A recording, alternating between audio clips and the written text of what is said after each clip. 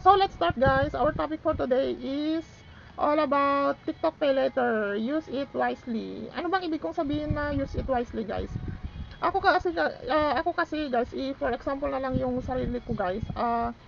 Pag nag-shopping kasi ako, guys, online, kahit naman hindi TikTok Pay Later, guys, kahit sa Shopee, Lazada, or Temu, talagang bago ko i-check out yan, guys, is sinisigurado kong lahat ng vouchers is available sa account ko, guys, bago ako mag-check out. Ibig sabihin, guys, bago ka mag-check out, punta ka muna sa vouchers ni TikTok, sa vouchers, vouchers department.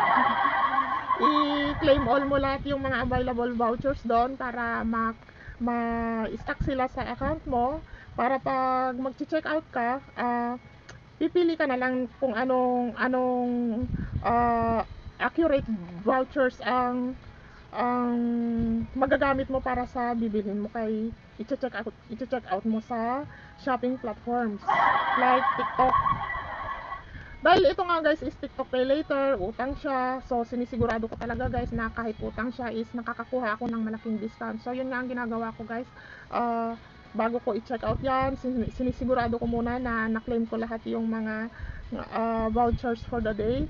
And like free shipping, yung mga seller vouchers, discount, ganyan, TikTok voucher discount, ganyan. Tapos dahil TikTok affiliate din ako, guys, sinisigurado ko rin na yung i-check out ko is galing sa TikTok basket ko. What I mean TikTok basket sa may shop ko. Sa may account mo, guys, kung meron kang TikTok basket, siguraduhin mong yung i-check out mong product is in-add to cart mo siya from your basket, from your TikTok basket. Yes, TikTok basket. From your profile. Yun, guys. So bago ko talaga i-check out yan, guys, bago ako mag-check out sa TikTok, is talagang nire-review ko talaga kung medyo malaki-laking discount ba yung nakuha ko. Di ba, guys?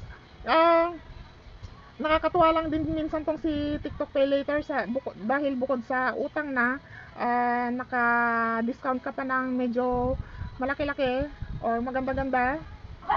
And then after receiving the product, mga approx 3 days, guys, yung commission mo from your own purchase, i-credit na ni TikTok sa account mo. So pwede mo nang i-cash out yon through GCash. Yes, yun naman ang maganda kay TikTok Pay Later, guys, lalo na pag ikaw ay TikTok affiliate. Dapat talaga sigurista ka rin pagdating sa mga pa-shopping mo. Ako, hindi naman ako pala shopping, guys. Ang binibili ko lang talaga kung ano lang talaga yung kailangan ko, kung ano lang talaga yung importante, yun lang naman talaga. Hindi ako yung bili ng hindi na kailangan kasi wala na akong paglalagyan. Yes, wala nang paglalagyan. Tsaka na-realize ko rin na parang nagsasayang ka na lang ng pera kung bili ka ng bili tapos hindi mo naman masyadong napapakinabangan, diba? So yun lang naman, guys, yung gusto kong i-share. Kung gagamit tayo ng TikTok Pay Later para sa mga hindi pa sanay sa pag-shopping online, kahit saan yan, kahit saang shopping platforms yan talaga, bago mo i-check out yan, guys, siguraduhin mong na-claim mo lahat yung mga available vouchers for the day para bago ka mag-check out, para pagdating mo sa checkout page, mamimili ka na lang dun ng pinakamagandang vouchers na magagamit mo para makakuha ka ng free shipping plus discount from the platform and from the sellers. Di ba, guys? Lalo na pag si TikTok Pay Later, may commission ka pa pag yung product is galing sa basket mo. Di ba? So yun lang, guys, ang gusto kong i-share sa inyo ngayon. Yun lang ang ating content ngayon. TikTok Pay Later, use it wisely, as in wisely, using vouchers from TikTok platform, seller vouchers, and free shipping, and etc. So thanks for watching, guys. See you on my next video.